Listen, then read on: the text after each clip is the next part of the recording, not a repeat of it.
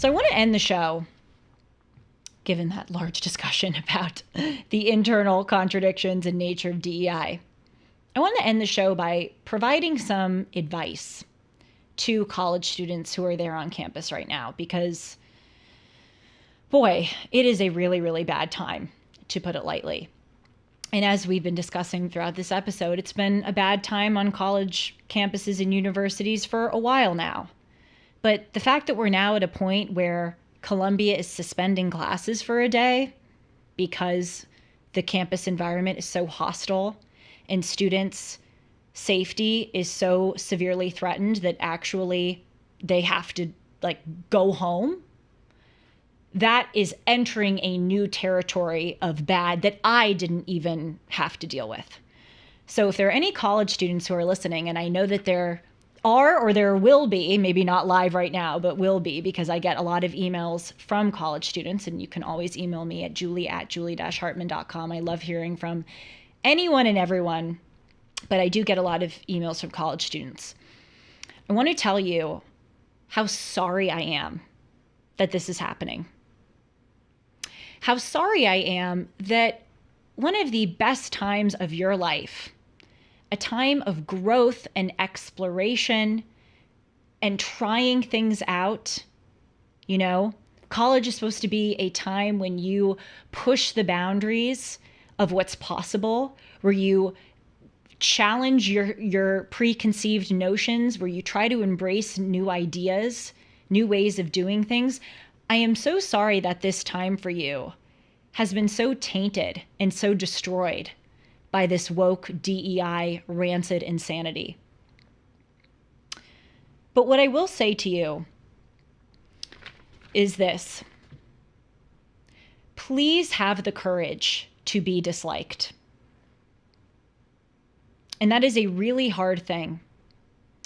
But your country needs you, and your university needs you. And I know this sounds very dramatic, but we are at a very dangerous and dire moment right now in this country, where we need students like you to stand up and say that this is nonsense. We need the majority, and I do believe it is a majority still, of people in this country who are rational, normal, truly tolerant, truly inclusive, truly liberal. We need those individuals to show themselves, to unapologetically proclaim that this is what they believe in, that they reject this crazy wokeism. We need people to come out and show themselves, because that is how we turn all of this rancidness around. By showing that the people who are perpetuating this are a minority, and their ways of thinking are not what the masses really want. And that's very hard to do on a university. That's hard to do in your classes, to raise your hand, especially when you have these crazy woke people who in class will come at you and yell at you for saying what you believe. I have been there. Trust me. I have been in classes where people bark at me and they call me a white supremacist and they call me all kinds of names. It is not a good feeling to stand up for your principles and stand up for what you believe in. But as I said, I really want to encourage you to have the courage to be disliked. Being disliked is not always a bad thing. We live in a culture where we think it is, and people try to avoid it at all costs. But if you are doing something good in this world, if you are doing something noble, it is a guarantee that you are going to be disliked. As I have said on the show before, I don't quite know where I stand religiously.